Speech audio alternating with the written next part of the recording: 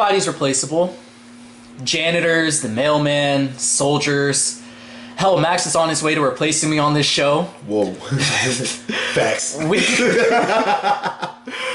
as the people get bored with the same old, and we're always looking for something new to gush over before we get bored and move on with it. Sammy Watkins, former fourth overall pick from Clemson, explosive, exciting, just traded to the Los Angeles Rams for a mid-level cornerback and a second-round draft pick in 2018. The Bills also trade young, talented cornerback Ronald Darby to the Philadelphia Eagles for Jordan Matthews and a third-round pick. Every team involved in this trade got better.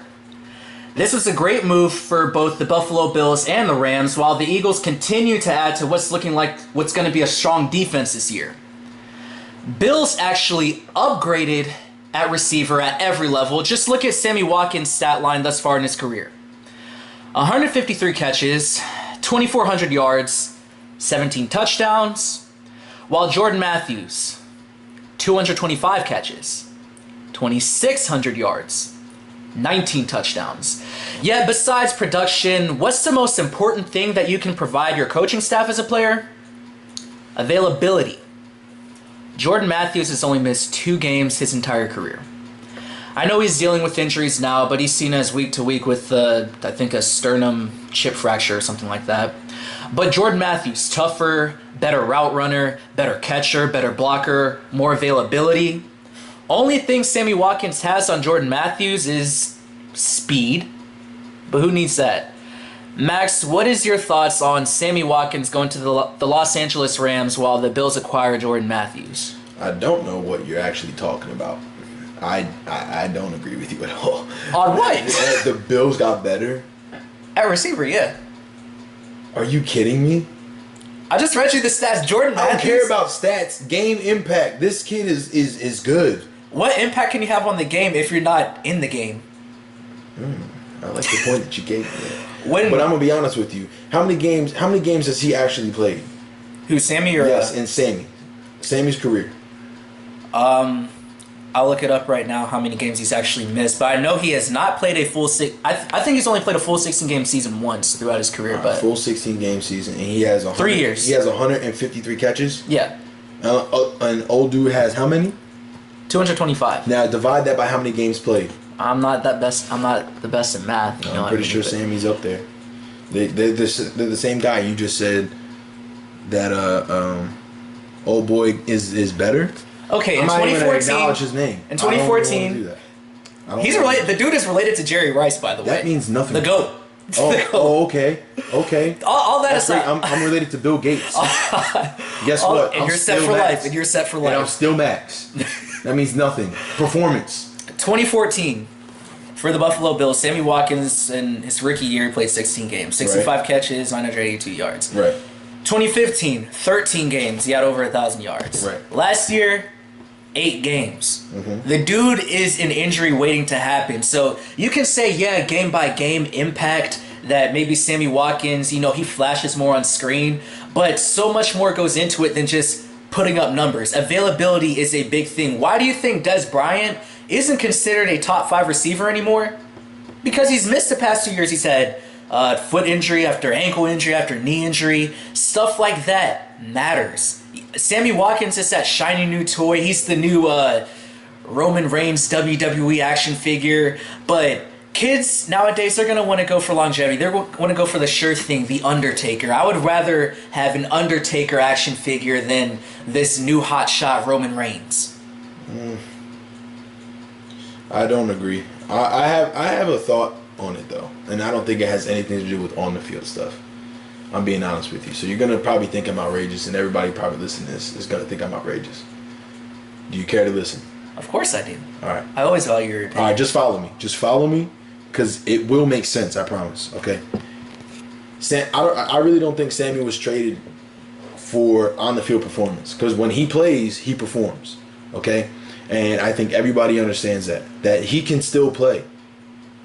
He's good. He averages almost 70 yards a game when he plays. He's a really good player. He is. Right? I'm just saying, I think Jordan Matthews is better at every level except explosion. All right, that's fine. But now let's just say this, right? 4 catches a game, 70 yards, right? When he plays. Yeah. That's good production. That's decent production, right? You put him on a team that is up and coming, younger, and in a great market outside of Buffalo, right? I sure Now would this love is to be in this is LA. where the thought process comes in, right?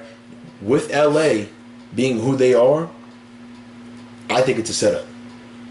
That it's not has nothing to do with on the field performance, and I think it has everything to do with the league wants big names and high performance in LA. And with Oakland up and coming, Oakland is the black and silver. Oakland is the bad boys. Oakland is gonna punch you in the mouth. That's what they are. You got all the Spanish guys and all the black guys repping Oakland. No, follow me. You're making They're so not much pretty. sense. You're making so They're much not sense. pretty, right? They have a hard-nosed defense. They just got Marshawn Lynch, and they got Khalil Mack. So Marshawn Lynch is on Oakland, right? You have Khalil Mack on defense. Hard-hitting players, right? Polarizing people. I have no idea what you're saying. Just listen, right? Why does the league want that kind of image being the dominant face in California? Yeah. So now we put glorified, pretty, nice wide receiver, politically correct all the time, Sammy Watkins in Los Angeles with the really nice white boy quarterback with a very nice young running back in LA. And they had the homecoming story of, oh my God, they came back. The LA Rams came back. You don't think that that's a thing in the NFL? You don't think that that has anything to do with marketing? Who wants a bad boy to be the face of California? Nobody. Look at the NBA. Everybody's trying to go, let's go to Cali because they want to go to the Lakers. Right? Everybody's like, yo, let's go out west. So they can have LA being the entire focal point of the NBA. You don't think the same thing's happening in the NFL? They want LA to be the it spot in sports in general.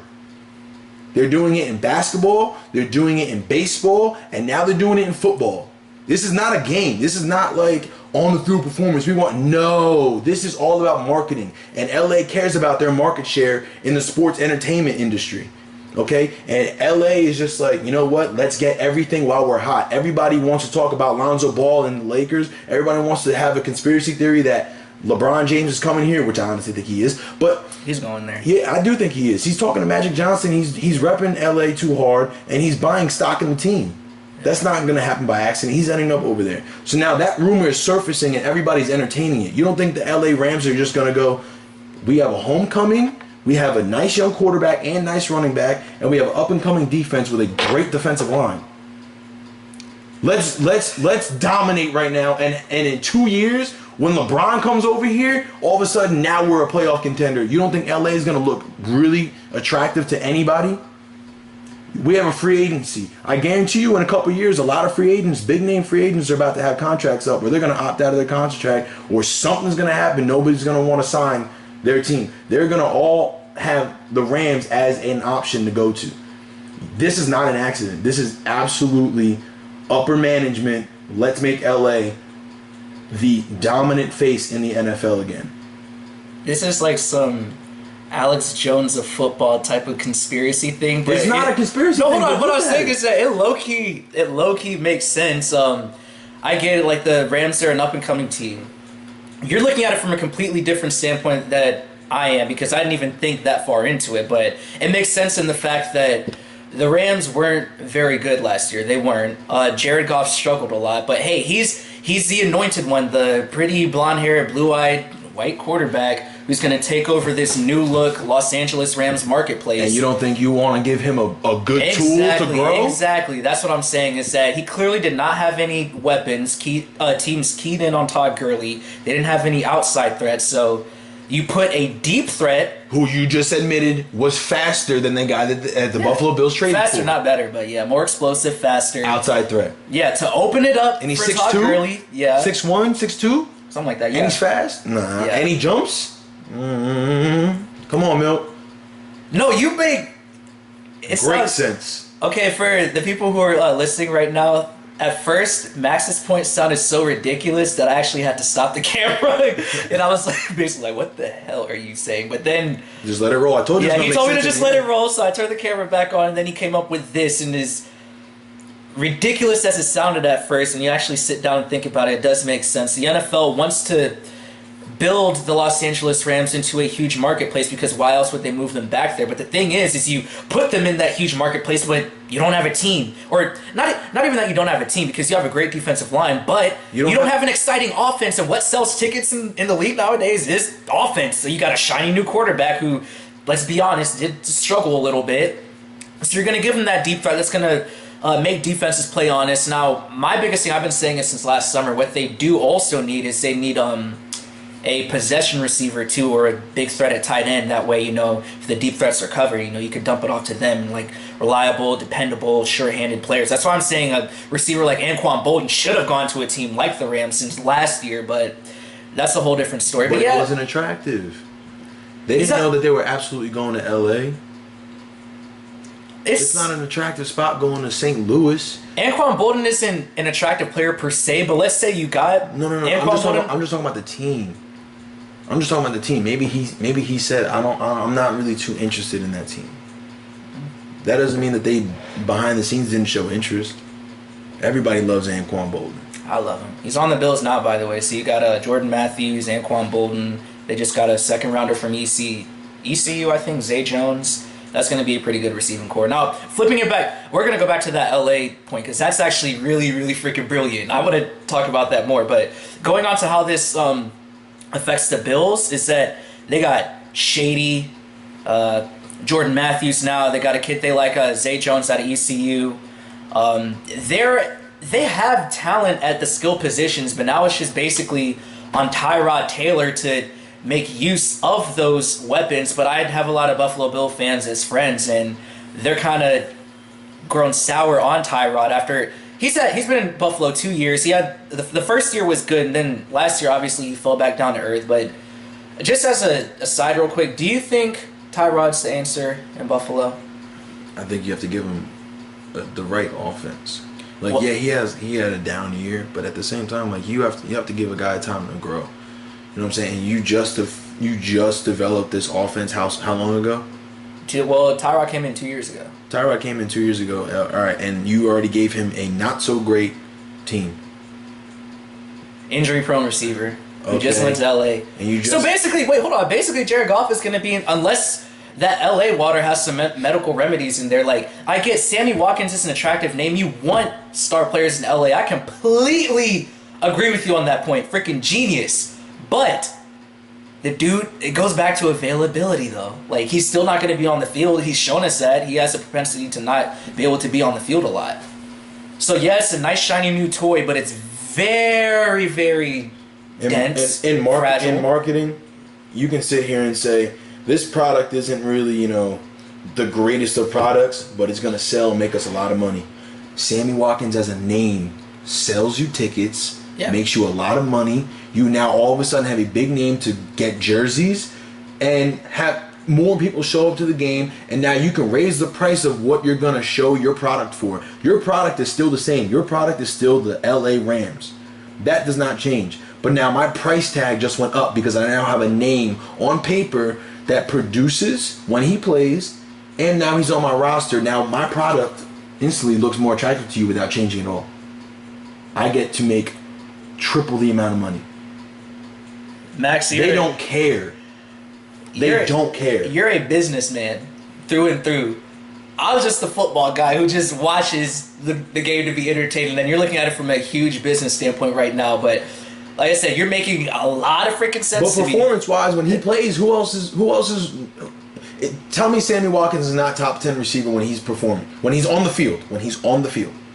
10, 12, maybe he's around there. So therefore, he's starting as a possible number one receiver on the top third of the team. I don't know who else they have their receiver. Oh, they got the white guy, Cooper Kupp. I don't even know where he's from. But yeah, so I guess they do have that possession He's a top third receiver in the NFL, which basically can say he's the number one depending on what team he's on. Yeah. Why is he a bad move?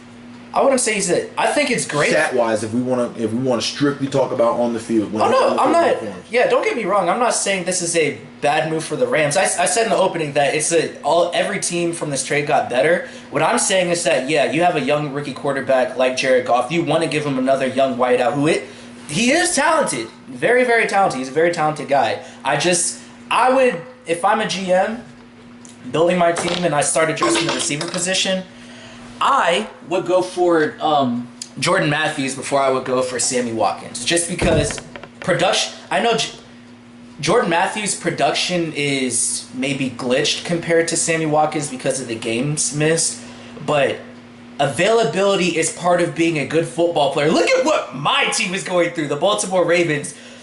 More than half of our team is injured right now, and we have a lot of injury-prone guys, and that puts them down in my good graces because of what? Availability. If you're a boss, you're hiring people, you don't want people who are calling out of work all the time. No, you would, even though they might maybe do their job slightly better, but you would rather have the person that's there who shows up to work consistently. Okay.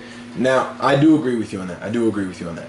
But think of it from another perspective, right? Still talking football, I'm not talking business, I'm not talking about numbers. I'm talking about strictly football, right? You have an entire week to prepare. You now have to prepare for Sammy Watkins. Now, let's just say he's available or he's not available. Let's say the guy's 50-50 literally based off of last season. He only played 8 games. 50-50. I still have to prepare to play him. Not if he has like a freaking severe ankle sprain. Okay, severe high ankle sprain. Week 4 comes around. Week 5, it's a possibility that he might play. Yeah. Now, anybody he plays has to prepare for that possibility. Yeah. Which means that I'm lacking in another area that I could be, which is stopping Todd Gurley in the run. Yeah. Now, look at their conference. San Fran, they're going to win now, right? Seattle, not so much. And Arizona, not so much, right? On paper, they're losing those games without Sammy Watkins. Now, you take the Seattle Seahawks, who now have to prepare for Sammy Watkins. They'll still beat him either way. But now it's a game. Yeah. And so is Arizona. Arizona, I still think they're going to blow them out because, Arizona is very, very talented. The Rams' defense isn't that great, but... Yeah, just a strong front seven. The secondary doesn't work. Yeah. But, it's still an offensive game. Because now their defense has to prepare for my offense. It's not, we have to make sure we're ready for them. No, it's you prepare for our offense now. We now have a good run game. We have a strong outside pass game and a young quarterback who's willing to move. Okay? And a monster of a front 4. Total front 7 is okay. Above average, maybe. That's you're now a contending team in your conference. Yes, you're not going to win. I don't think you're even going to get the second seed. But now you're not competing for last in your conference. You're not competing for third and second. Yeah. So where do you think this? So you say that this move, granted he stays healthy, this puts them in the mix per se. You don't think they're going to win the NFC West? No, not at all. Yeah, you say it's just going to put them in the mix. Like they're not going to be finishing. They're not going to finish first. They're going to be competing for the second seed in their conference, which is okay, which is perfectly fine. Compared to where they were last year. Yes, exactly. Now, let's just say because they're not going to win their conference, and I don't think that they're even going to get the second seed in their own conference, okay? Let's say they get, a top 15 pick? They build on it. Right? You get another young player. But Impact player. And here's another thing. This is another aspect of these trades that I wanted to address is the whole thing about stockpiling extra draft picks. I think the Bills, they got a second-round pick in turn for They got Sammy a lot Watkins. of picks. Yeah, and then people got draft picks out of this, but what I'm saying is that I'm of the mindset now, just watching New England, is that do compiling all these extra draft picks actually matter? I personally don't think so, because look at it this way. New England, bar none, best franchise in the NFL this year, the past decade. What they did this offseason is instead of trying to, trade their players to get extra draft picks, move up in the draft, what they did, they traded their draft picks, got established veterans that you know what you're going to get out of them, and now everyone's freaking out, New England, Super Bowl lock again, best team in the league. Bill Belichick's flipping the game on us. Before GMs wanted to get all these draft picks, Bill Belichick is saying now, take all my draft picks. You know why? Because draft picks aren't guaranteed. What's guaranteed is that as long as this veteran stays healthy, I know what I'm getting out of him. I'm the best coach in football. I know how to get the most out of him and make him successful in my system. They live on the waiver wire. Their model for getting players is completely different from everybody else. Okay, they don't care about they have potential. Everybody that they have is already exactly like you said, established. Mm-hmm. They're underappreciated players that get cut from other teams. And if you get signed, once you get cut, within 2 days, guess where you're probably going? You're probably going to New England. If you're a big name guy, you're probably going to New England. And those big name guys want to go there. Yes, because they know, listen, my role is going to be reduced, but I'm still going to win. Compete for a Super Bowl. Thank you. I don't care. So you telling me I get less wear and tear on my body for more results? Thank you. Oh, I get a little bit of a pay cut, but I'm winning more, so which means I'm making more money at the end of the year. Yeah. My bank account looks way different than it was when I was getting that big contract. Because guess what? I wasn't going to the playoffs. Now I'm going to the playoffs. Yeah. Going to division playoff finals. Going to conference championships. And now I'm winning the Super Bowl. Are you? Yeah. You know how many bonuses that is? Yeah. Every time you go into the playoffs, that's a bonus check. Every time. So I don't care what my contract is. I'm going to get this money because we're going to keep winning. I think Tom Brady's cap hit is $14 million. You see all these other quarterbacks hitting 20. Yeah, 25. Because they're dumb. Tom Brady's sitting there going, build my team, Belichick. Cool. I have a supermodel wife. I got all these endorsements. You know what? I don't need the money because I'm going to sit here and make $27 million at the end of the year in bonuses. He's not dumb. This isn't an accident. He's a smart dude. He's a real smart dude. Why am I going to spend money on me and lose games when I can take less, still make more, and win more? And cement my legacy as one of the most winningest quarterbacks of all time in the NFL. Name somebody that has a whole handful of rings, Milton, in the NFL. Name one. I'd still rather Peyton. That's a whole different time. I'll just say it's just my personal preference, bro. I mean, come on, Brady isn't everyone's personal preference. Some people like John Elway, Brett Favre. I'm Peyton. I'm pro Peyton. Hey, anybody who's listening, you guys can't see this, but I really cut eyes at Milton just now. Holy cow. All right. So he's not the most winningest quarterback. He is. I'm just saying, I want Peyton. At the end of the game, in the fourth quarter, and I'm down by, let's make it interesting and say I'm down by 6 points. Nah, I'm gonna say 10. And I'm down by 10 points.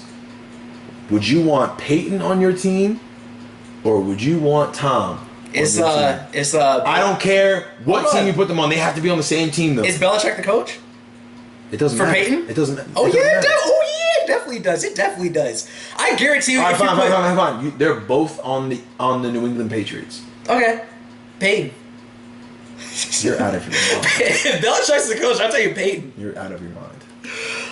Before we end this segment right here, let me ask you this, just to end it real quick. So if you were a GM, would you be in the business of signing established free agents, or would you be all about stockpiling all these draft picks? Which would you rather do? I'd rather win now, because I can always win now with players that are already established. Why am I going to sit here and go, oh, let's rebuild? No, I'd rather reload. I would much rather reload than rebuild, because a rebuild, you have to go from what? You're not starting from ground zero, but you're starting pretty damn close. Yeah. Rebuild, listen, cool. He's getting old. We're going to sign him for less. Our down year is still making the playoffs. Not even the wild card. Like, we're the fourth seed in the playoffs. Okay? And then now what? That's our down year. Now we go sign another guy that was underappreciated, or let's just say we go out and spend money on a free agent. Reload. I now am right back in the Super Bowl contention. I'd rather not fight for a playoff picture. I'd much rather fight for a Super Bowl picture. Draft picks are like the sexy supermodels. You're not sure if it's actually going to work out with them or not. There's a reason why the Patriots never get top 15 picks. Yeah. You could get the mother of two. The single mother of two is going to cook, clean, do everything for you. the underappreciated veterans who get cut. Yeah. Or you can get the really young hot wife that you're going to end up getting divorced in 3 years because she's absolutely immature. Yeah. And by the way, I love draft. I love the draft. I love following it. I'm always for it. Listen, for the record, this is how enamored I am with draft picks. Even though I know that they're probably not going to work out, there's a high chance they're not going to work out. If the Ravens start out maybe like 1-5 or 2-4, I'm hoping we tank and we get a top 10 draft pick just so I can get hopeful. You want to know something funny? Name how many top players there are in the league. Exactly. Right? How many draft picks are there in an NFL draft? 253. Overall, it's 253 players. That's crazy that I can name the top 20 players off the top of my head, and you can't name me in a row the first 20 picks. Definitely not. Thank you. That was in this year's draft. Yeah. Yeah, you can't do it. Draft picks very rarely work out. Why do I want that? Why do I want to gamble and be so excited and put all this money into to show her off, to show off your beautiful girlfriend? No, for the first 2 no, months. I'm not signing a rookie to a huge contract for him to be a bust and then me trade him after 4 years. Address your coaching staff. Address my coaching staff. I want you to produce. I'm playing devil's advocate. I'll just say, I'm not going to sit here and pay you to not produce, for me to look stupid for picking you. No, I want the guy that sat here in the film room for 6 years already and is performing at an above average level. Being a pro. Knows the ins and outs. He's keeping his nose clean, and if he's not, and he's LeGarrette Blunt, keep him on a leash. LeGarrette Blunt had no problems when he went to New England. This kid in college punched a fan the first game when they lost to Boise State. Okay? He goes to the pros, still in trouble. Goes to New England, guy is the squeakiest clean guy of all time.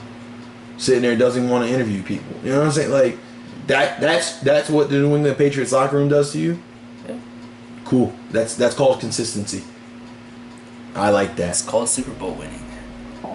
You're not listening to the pylon.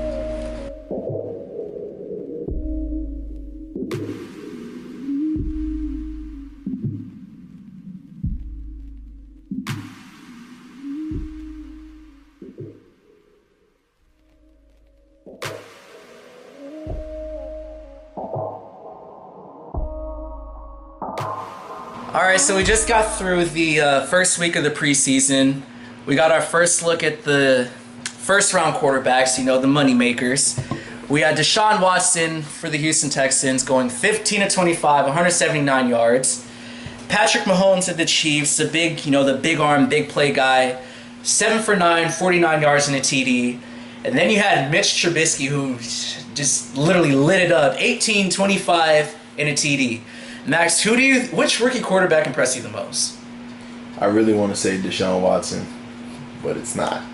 It's really making me mad because... Don't say Trubisky. Actually, I can see why you say Trubisky, but don't say Trubisky. Dude. He's already been having number one role snaps. Like, he's got the starting spot. He's been getting the reps as a number one quarterback all preseason, all camp, and he went in and just said, "Guess what? I'm the number one guy." So he's going to outperform. He's going to outperform because he was already prepped to know I'm going to start. So he went in already with the preparation, the mindset, and the belief in himself that, listen, I'm not competing for a starting spot. I don't have to prove anything. I already know I have the starting spot. So he went in there cool, calm, and collected, relaxed. You know what I'm saying? And that's how he played. So he did outperform everybody. Honestly. I don't want to say Trubisky, but he did. And I really only think it's because he was the most comfortable.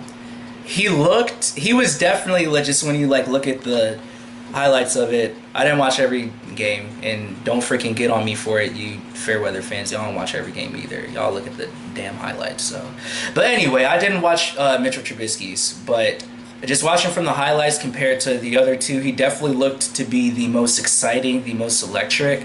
But I think a lot of the hype around Trubisky, which, by the way, just looking at the TV, I guess he looked like the best and most exciting, but you have to look at situation. One, Mike Glennon, the guy they gave the big contract to, first couple passes taken back for a pick six. So Trubisky already had that going for him. The guy you kind of gave that money to, who you want to actually be your starter, you kind of want to bring Trubisky along slowly.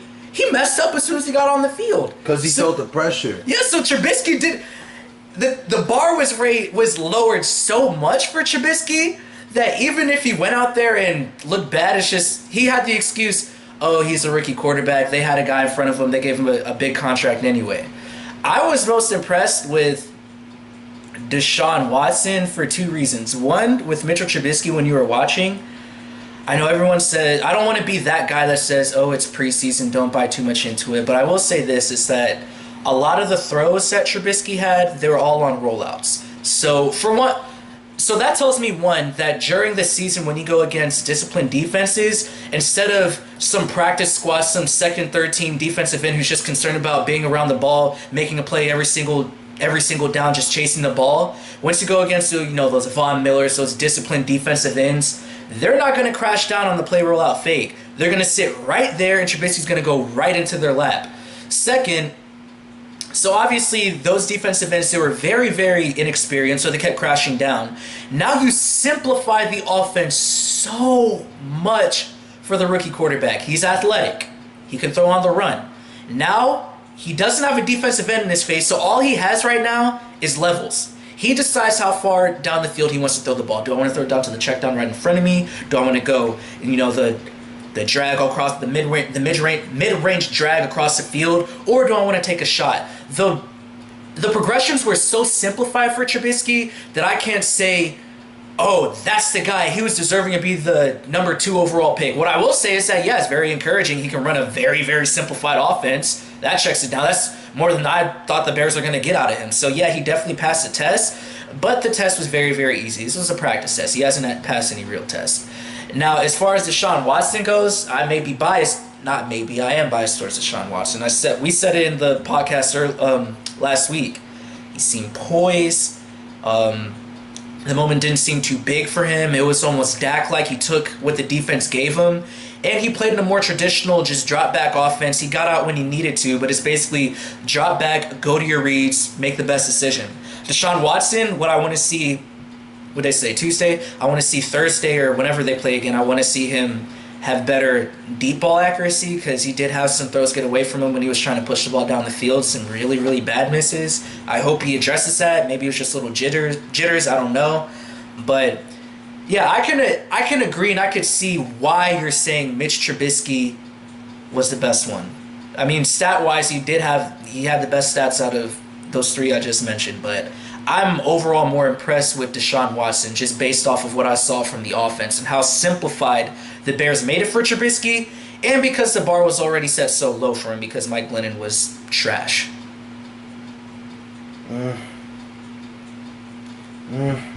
What you're saying is that Trubisky performed in the offense that he was given. Mm-hmm. So he's the most efficient guy. And he was the one guy that did his job the best. I see nothing wrong here. I don't think you were questioning his ability to play. You were questioning the coaching staff decision. There wasn't a lot thrown on him, I don't think. Which, I mean, yeah, like I said, these 3 guys didn't have a lot thrown on them just for the fact it's preseason. But the offense that the Bears are running, again, it was effective, but it was so simple. Running a rollout, 7 times in one half, that's not going to work, especially when you go against a great defense.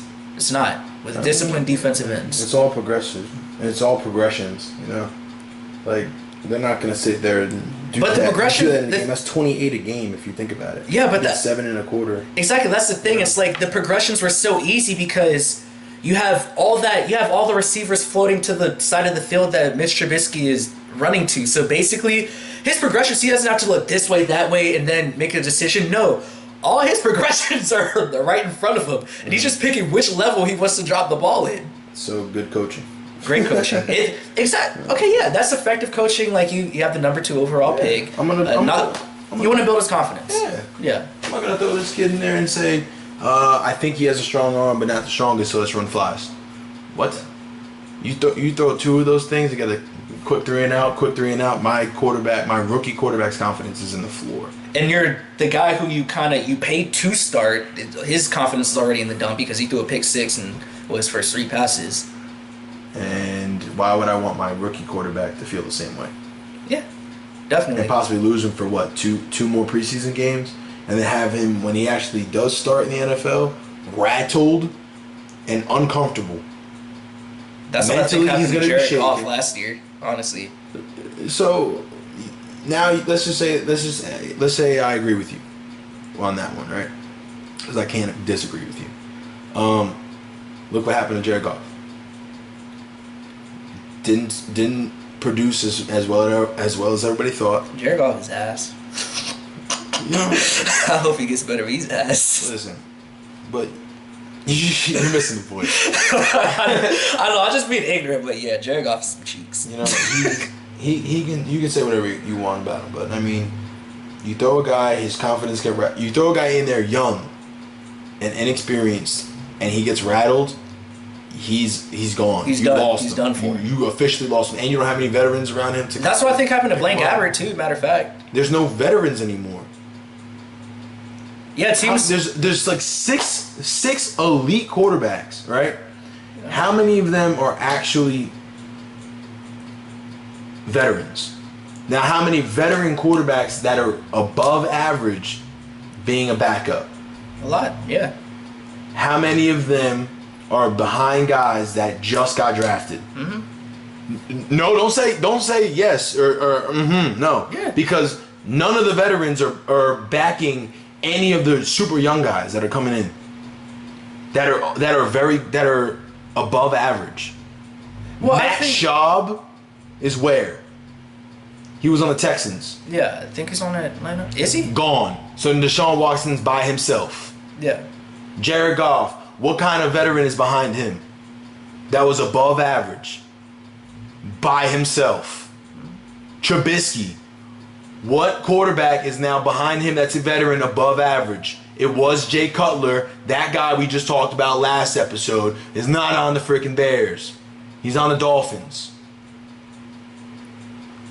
What guy is above average that's backing any of these guys up? I can't have my young guys rattled with no veteran support behind them, or else we're going to lose them. One of them backers could be Colin Kaepernick. I'm just saying. It could be.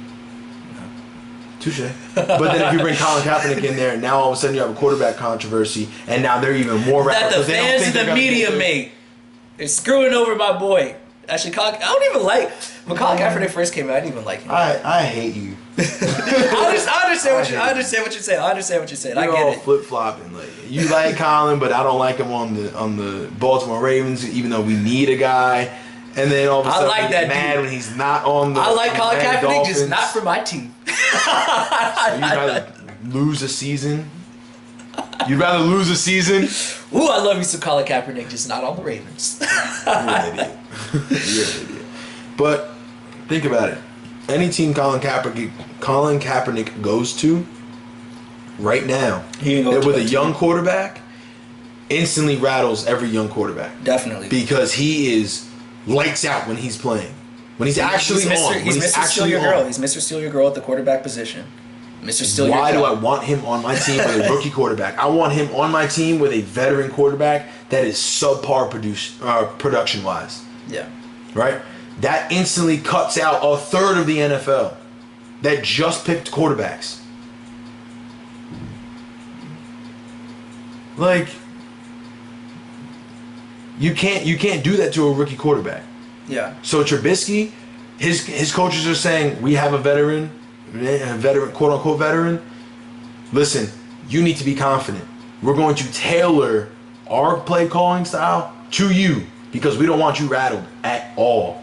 You and I know, as a coach, know you're playing. I don't care what that other guy thinks, or don't worry about his first team reps. You're also getting first team reps in week 2. You're also getting first team reps in week 3. You're also getting first team reps in week 4, limited. And you're probably going to get first team reps in week 1 when we bench this guy. Because he throws another pick, and then we go, you have one more shot. He throws another one. Put him in. Get your ass out here. Go ride the wood. You know what I'm saying? You can't rattle rookie quarterbacks. Colin Kaepernick can't go on those teams that have rookie quarterbacks, or else you're going to rattle them. Yeah. You're going to lose your team. You're probably going to lose them anyway with a rookie quarterback, and you sign Colin Kaepernick, even though he deserves to be on that team. Just not the Ravens. Anyway. You're not listening to the Pylons.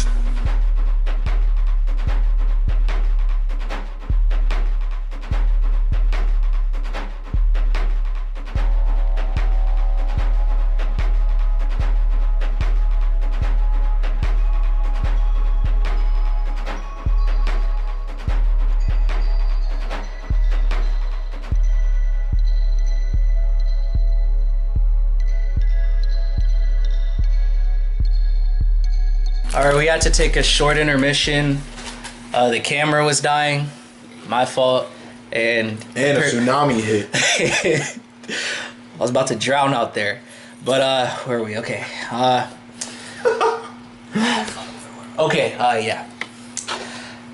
Colin Kaepernick lives on.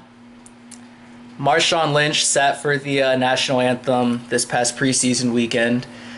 And his excuse, to Jack Del Rio was like, bruh, I've been doing this for 11 years. Some Seahawks players have even said that he's always either sat or he's just not present on the field during the national anthem. He didn't really divulge why he doesn't sit for the national anthem. As far as Marshawn goes, I think it's just because he's petty. I know growing up, I used to see people in my elementary school class, put their head down during the national anthem and use that as an extra minute and 30 seconds to get some extra sleep. I kind of think Marshawn is in that category, but I don't know. He didn't say it. And Michael Bennett sat during the anthem for the same reason Colin Kaepernick took a knee last year. Colin Kaepernick is clearly being blacklisted, so Michael Bennett's just, I guess, making the saga rage on. Max, what are your thoughts on this? You really think he's just sitting there trying to get in the zone during the national anthem? Marshawn? Yeah. I don't know. Marshawn is a very, very unique enigma. So it's like, we haven't asked, I don't think anyone's asked him about it. He hasn't said anything about it. He is from Oakland. He doesn't say anything about anything in an interview. Yeah. Come on, dude. Yeah, I wouldn't. Okay, yeah, Come on. I'm going to sort of take it back. Come on. Because he is from Oakland, so obviously you have those injustices. You see the worst of the worst. Yeah, definitely. But I'm just saying he hasn't been outward with it. Marshawn's taking the stance of, he said during the Super Bowl, he was like, you know why I'm here. So now he's saying, you know why I'm sitting. So I guess I can sit here. I never said anything bad about the kneeling or the sitting or I guess him not even being out during the national anthem. People who do are idiots. Are you serious? People who sit. No. No, people who complain. We're about to completely disagree on this right now. People who complain about people sitting or kneeling for the anthem are stupid. Oh, okay. Oh, you thought? Bro, I'm black. What are you talking about? Listen, I thought you were gonna go way left. I kind of want to. Say people who sit and people who sit. You thought I was gonna say people who sit are idiots? Yes. Hell no. Yeah. People who complain about people who sit. There's a problem with police brutality. Believe it or not, I don't care what you think because it is a problem. Okay, and I don't want to get into too deep of an issue, but I'm letting you know right now. The keys are on the table right now. I don't know if I want to say this on the podcast. Say it all you want. Listen, a side note right now, sports, mainly because of Colin Kaepernick. Colin Kaepernick's a big reason behind this, but sports has also become a political entity. It's not just about on the field stuff anymore, and the owners have made it very, very clear that it's not just about being on the field. You even said it, a brilliant point to start out this podcast. Sammy Watkins to the Rams isn't just about player productivity and all that. No, it's to get a big name in LA. They really, really want to push the Rams in LA in their return to it because they want to sell tickets. Sammy Watkins is a big name, and I mean, outside of Sammy Watkins, Todd Gurley, Jared Goff, if he has another year of being crap, I mean, what else is there with the Los Angeles Rams? So yeah, more goes into sports than just on-field productivity. Yeah, but it's even more clear with Colin Kaepernick not being signed. Yeah, but it's political. This is your podcast, man. I'm a guest. Do what you want, because I'll entertain it.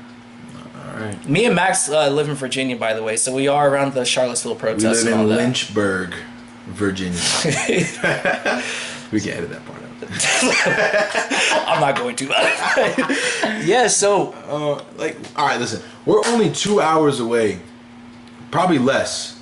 I think it's actually less from where we are to Charlottesville. Yeah. Okay. Now this is the part that I was gonna say.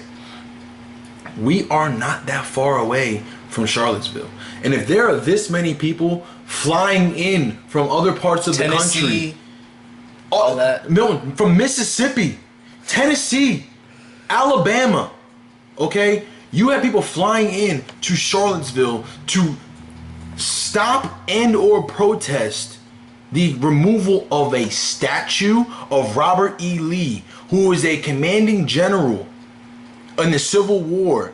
Okay, now you can say that the Confederate flag is heritage. Okay, fine. I don't want to hear you say that if you're from above the Mason-Dixon line. I don't want to hear you say that from New Jersey. I don't want to hear you say that in New York. I don't want to hear you say that in Pennsylvania. Okay, there is no heritage. Okay, that entire symbol shows a passionate, a very long and hurtful past. Okay, the same way that you don't walk around in the middle of a Jewish area with a freaking swastika shirt. It has the same impact. The same reason why you don't say anything about Jewish people on the radio, on the internet, on any kind of thing, or else you're considered and blackballed as anti-Semitic. There's the same exact thing as a Confederate flag waving from the back of your truck. And the thing is that under this administration, I'm not even saying it Trump got even worse. Exactly, they felt it got more even emboldened. worse. They So the felt fact bold that to this do it. even happened and nobody said anything in terms of, oh, you know, this is really like not that big of an issue. We just want you guys to go home. Are you kidding me? The mayor of Charlottesville said just go home. Yeah. Okay, white people are protesting this. Where are the riot shields? Where are the dogs? Where's the smoke bombs? Not pepper spray, the smoke bombs. Where are the rubber bullets with shotguns? Where are they? Because when black people protest about a young black kid getting shot in the street that is unarmed, you are sitting there with all of those things in the middle of the road Whether with it's peaceful or 17 violent. people protesting, and all you show is those 17 people close up, and you keep zooming back and forth to make it seem like it's 1,000 people, and you have 27 cops armed blocking them into this one area, and you're saying, oh, there's a riot. No, it's a peaceful protest. These people got ran over by an entire vehicle, and he sped off, and this kid is brought in cuffs and in protective custody. Are you joking? But yet you see a kid who you think he has a freaking gun in his hand or in his pocket, and it's actually his wallet for his concealed carry permit. And you shoot him 22 times? Or something outrageous. Another dude got shot in his car on Facebook Live. He had a concealed carry permit and it was in his car, and he let the cop know that it was in his car, and he also said that he was licensed to carry in the state, which allows you to carry in the state. And you shot him in his arm from close range and sawed his arm off. And yet you would let a guy run over how many people and drive backwards, killing how many people, white, and you hit black people, and this guy is brought in handcuffs alive, untouched. And then the thing is, the president wants to make a statement and say there's hatred on both sides. No. One side is scared and the other side is hated. Yeah. Like they do nothing but hate people because you look different than me. Now tell me a Jewish person out there that is not going to sit there and sue the shirt off of your back when you say anything about Jewish people. You're out of your mind if you think that this is not a problem. And the fact that these people are sitting down saying that there's an injustice, not the fact that I don't understand, I don't like the flag, I don't support our troops, that's not the issue. And if you choose to sit here and say that that's the issue, you are completely ignorant. And ignorance is not saying you act a certain kind of way. Ignorance is a lack of knowledge, and you choose not to acknowledge what the truth actually is. People that are saying that this is anti-troops or anti-Americans, you are choosing to neglect knowledge and accept knowledge. You are absolutely ignorant if you choose to sit here and say anything about it. It's a bigger part of the problem. I've gotten taken out of my car at gunpoint by police officers surrounding my car. Guess what I did, Milton? Guess what I did? I turned right with a blinker on. I saw the police. I sat here and completely stopped at a red light coming out of school. And you have a shotgun in my face, calling me out of the car from behind. And then you surround my car, pull me out of the car, and kick my keys all the way across the parking lot and push me onto the ground and sit here and ask me if I have weapons in my car. No, I have textbooks, my dude. Oh, you were driving erratic. I made a right turn. I drove 50 feet. And then all of a sudden, now you know who I'm related to, wherever I got stopped, and you pick me up and escort me home? Because now you know that you can lose your job. That has nothing to do with the fact of you doing your actual job. It has everything to do with the fact that you're scared of black people now. For what? You could say... A kid driving home from school. Okay, my class was at 7 o'clock at night. Guess what time I got pulled out of my car, Milton? 10 o'clock. And I have tints on my car. I look pretty freaking dark. Okay, and I'm very light. I'm actually yellow. Okay? With curly hair. And at the time, I didn't even have a beard. He's the color of a bagel. Like, and you're gonna sit there and pull me out of the car with 2 or 3 cops having guns in my face, cocked and loaded, because you pumped them as soon as you got out of the car and pulled up to my window. Oh, don't even tell me, oh, but they didn't know what you had in your car, Max. They didn't know because you just said you had tints in your car. I roll my windows down. I'm related to cops. I know the procedure. All my lights were on in my car, rolled all the way down. Car was off. Why do you feel the need to try to sit here and overpower me? And I sat in my car with both hands on my wheel because you sat there and called me out and said, turn your car off and throw your keys outside. And guess what I did? Turned my car off and took my keys and hung them outside of my door. And you proceed to pull me out of my car at gunpoint. You sit here and tell me that that is not excessive. And I don't have money. I don't have status. These people sitting down during a national anthem attract so much attention because of what? Police brutality? It's real if you have pigment in your skin. Oh, you choose to ignore that? Now tell me how many white kids actually got shot by cops also. This is not a black problem, it's a police problem. You can sit down all you want. I don't care, because you can show me how many white people got shot unarmed by police officers and show me how many black kids got shot by police officers unarmed. And let me tell you something, white people got shot more than black people. That's sad. Unarmed. That's pretty sad. But the percent of how many times that black people get pulled over and the percent of how many white people get pulled over and then brutally murdered, black people are a way higher statistic. That's the issue. The indifference, that is the issue. Why is our percent of this so much higher than yours? So I choose to sit down because I don't like getting pulled out of my car at gunpoint. I choose to sit down because I don't like looking at a black kid get shot in the face. Or shot while he's sitting down in his car by a cop because he told him he had a gun in the car. If he was going to pull the gun on the cop, Milton, why would he tell him he had the gun in the car? Yeah. That's outrageous. In a state that allows you to carry guns. We're in Virginia. You're allowed to have guns. You're allowed to have guns. Right? Everybody's campus lets you carry on the campus. Our school allows you to carry guns openly on this campus and concealed. They give you a free class for a concealed permit. Around finals time, that's about to be stressful. That's about to be outrageous. That's about to be outrageous. Let some race stuff happen out here near our school. I'm not going near it. Are you kidding me? I'm not going near that. Nah. Are you absolutely kidding me? And Charlottesville is only less than 2 hours away? Bet you can sit down and draw attention to this all you want. Because now all of a sudden, because white people got hurt and white people got killed in this whole thing, now you choose to acknowledge it? My biggest thing with this is that I'm just all about consistency and people not being hypocritical. So I cannot... There's no such thing as not being hypocritical. When you lack pigmentation in your skin and you never had to deal with a cop pulling you out of your car at gunpoint for no reason. We all have stories. Like, it's even if insensitive racists, we can tell them all the stories we want. They're just going to say it's an isolated incident. That's their strength, their shield. They use deflection. But what I'm saying as far as Man, I got this Charlottesville protest goes, like, Me, because I try to stay as consistent as possible, and I try to eradicate all hypocrisy from my stances. I cannot say Colin Kaepernick should not be blackballed. People should not be crapping on him for taking a knee, and then go back and say, well, these neo-Nazis don't have a right to protest. They have every right to. And you have every right to sit down during a national anthem. Exactly. So, hold on, but here's the thing, is that what insensitive racists or white supremacists say, or fake patriots say, is that we don't care how you protest as long as it's peaceful. This is their response to the Black Lives Matter.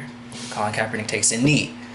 Oh no, but you can't disrespect the flag. Yet a former Green Beret literally told the dude, hey, I think it would be more respectful, dude in the military, I think it would be more respectful if you took a knee. So this knee thing wasn't even Colin Kaepernick's idea. It was a former Green Berets. They have no response to that. What insensitive racists and white supremacists do, they keep on trying to deflect, but not actually own up to the actual issue. Listen, if neo-Nazis want to march around in their hoods and all that, as long as they're not harming me, I do not care. Go ahead. Why? Because it's in your First Amendment right, just like it is for Colin Kaepernick. Only difference is that these people didn't even have hoods this time. You saw their faces. Are they going to get fired? Are they going to get blacklisted? Probably not. Just like these police officers who are murdering these innocent people. Who get paid leave. Paid leave? Or even if they do get fired from the task force, they easily get picked up by somewhere else. You get a desk job so they can't be seen. And it's happened. Don't say it hasn't happened. And people wonder why black people are so upset, because we are in a lose-lose situation.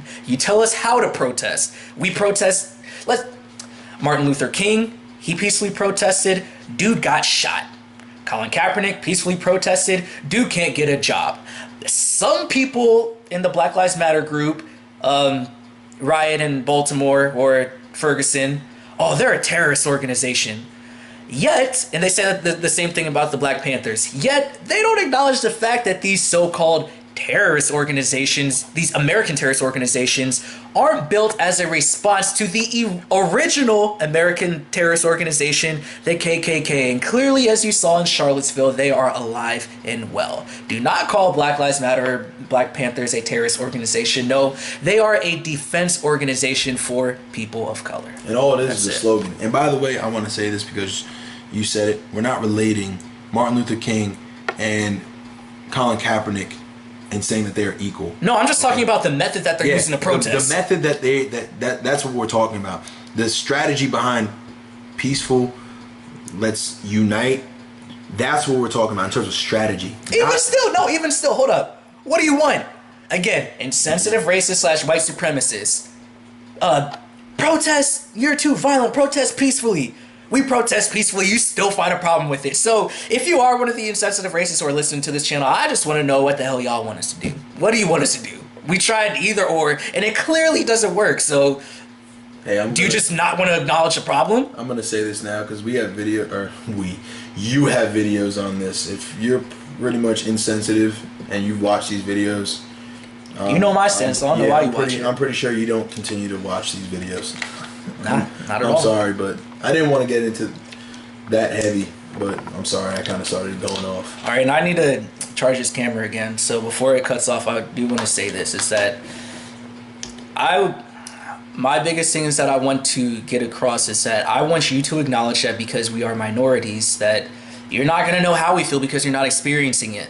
But, and I know you're probably cringing your face at this, but I will say, as far as, let's say you're a little blonde white girl. Most of America probably thinks you're slutty or ditzy, and you're probably not, but I don't know how you feel about that and how that affects you, so I'm not going to be insensitive towards it. If you actually feel that way, then I'm going to try to understand you as much as I can and support you in that. But in that essence, you need to support me and the fear that we have towards cops and the frustration we feel towards these injustices for us being black. Because quite frankly, you guys don't feel it on the level that we do. Simple. There's a shirt going around, I don't know if you saw it, and it says, everybody wants to be black. Right? No, you don't. No, yes, the people do. You listen to, originally you had your own music, right? And now all of a sudden everybody wants to rap. Everybody wants to use the N-word all the time. White people want to use that N-word all the time because I'm around them. And I tell them, do not use it around me. Do not use it around me, okay? you don't understand the connotation that that word has for me if it does not apply to you. Okay? So don't use it, right? Why is it that you can say all these things, you can do all these things, you want to incorporate yourself into being black, because being black is not a color. It's not a color, it's a culture. Okay? We dress different, talk different, walk different, act different, we move differently. Why do corporate companies nowadays? Hold on. Watch this. Why is it so cool to be black until a cop shows up? Yeah. That, and when I want to go back to the culture part of it, is that you see all these corporate companies. By the way, I'm in broadcasting. What broadcasting corporations want to do is they want to reach people. How do you do that now? By social media. Who runs social media? Who starts all the trends? Black people. It's simple. We're the culture of, we're not the culture of America, but as far as popular culture goes, it's originated from whatever black people put up and make a trend. You watch Power? No, but I've heard of it. All right. There's a guy who, his name is James, okay? He's the main guy. He owns a club, right? And now there's basically a brand. His name is Simon Stern, okay? He wants to buy James, not his club. He wants to buy James, okay? And every time he talks to him, he says, I want you to become a part of my brand. He says, why? He says, because there's nothing better than having a colored face to what I'm doing. I get so many minority benefits in terms of taxes, and I also get the Latinos, the blacks, and the gays all to accept your face because you have an embracing culture. You're a successful club-owning black man.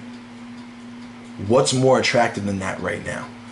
Now, he just said your value, what you can do for him, and the time frame in that one sentence. He said right now, you're trending, so I want you on my team. This is not an accident. Black people are not just, oh, let's have them on a shelf, and because it's really nice to look at, and it appreciates in value until it doesn't, and then we can get rid of it. The value doesn't go away. Thank you. It does not go away. This is not a temporary thing. Yeah. Our lifestyles are different. Yes. Accept it, or you're probably gonna be really rejected. Yeah, so actually I'm going to end it right here, and I'm just going to say this.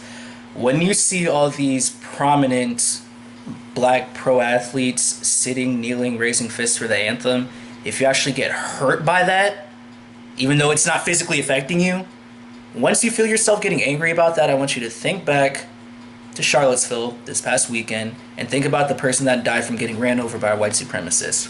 Which affects people more? Sitting or getting ran over by a car? Twice. You're now listening to The Pylon.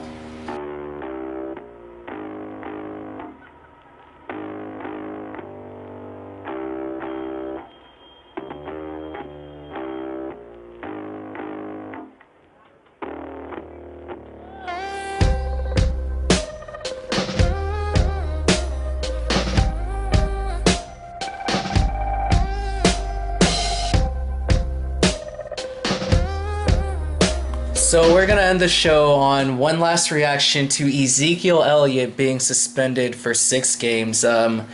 Max is very, very hype right now because apparently I guess he's some sort of, I don't know, what do you call the people who can tell the future? A psychic? Yeah, Max apparently thinks he's a psychic. Nah, I don't think I'm a psychic. I'm able to read context. I want to say more intentional than other people. Anyway, he thinks he's a sidekick. On the podcast last week, I said it was going to be 1 to 2 games. This fool said 4 to 6, and lo and behold, he got the full 6 games. I said on the video I put up yesterday, the day before, that he isn't just suspended because he beat the crap out of this girl multiple times, allegedly. No, he did it because he's a repeat offender. Correct. Now, all this considered, we didn't even touch base on it. We dissected the hell out of it last week. But first 6 games, Giants, at Broncos, at Cardinals, home against Rams, Packers, and at the 49ers. I was thinking about this, and I have been saying all off season that the NFC East can be won by being a 10-6, 9-7 type of division, and I'm gonna say the Cowboys go 3-3 without Ezekiel Elliott, which if they can reach that 3-3 mark, then it sets up the end of the year. After Zeke's suspended, you got some very, very winnable games until you get to once week 14 till the end of the season. That's when the going gets rough. You have at Giants, at Raiders, Seahawks coming to town, and you have Eagles who, if I were a person that would backtrack a lot, I'd probably say the Eagles about to win the NFC East. But no, I'm standing on what the hell I said. The Cowboys are still winning because I kind of have to stay on it. But I have them going 3-3 in the first 6 games without Zeke. Max, what do you think they're going to go? You said 3-3. I honestly think the Giants is a loss. Broncos is a loss. Cardinals 0-3. Oh my goodness, yeah, 0-3. They're gonna win against the Rams, and I know I spoke really well about the Rams earlier today in the podcast, but I don't think that the Rams are ready. Not to beat the Cowboys. Yeah, then not to beat the Cowboys. And the Packers. Packers are a toss-up, in my opinion. Yeah. And here's the thing: this past season, Wait. Is he suspended 6 games or 6 weeks? 6 games. Okay. So then they're also winning against the 49ers. Yeah. Okay. Because if you said weeks, they have a week 6 bye. Yeah. So, and then he'd only miss 5 games, and the suspension takes a huge blow, and it's not that bad. But since 6 games, that's a hefty thing. But they're going to win that 6th game anyway. Yeah, definitely against the 49ers. So it's kind of still only 5 if you think about it. Because even if he played, they're going to win that game by what, 20 points? Yeah. 18 points. Without him, they're winning by 15.